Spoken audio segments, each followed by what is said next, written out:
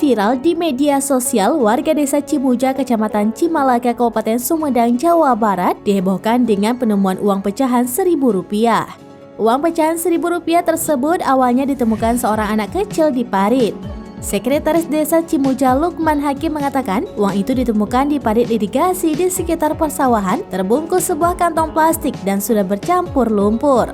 Puluhan warga mengambil uang itu dan mencucinya. Uang itu kini habis dijajankan warga yang memungutinya.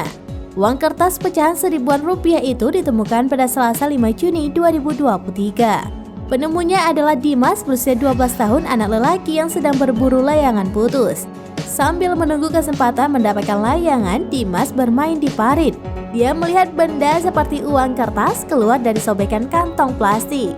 Penemuan itu mengundang warga berdatangan. Mereka berduyun-duyun mendekati uang itu bercampur dengan lumpur lalu dibersihkan.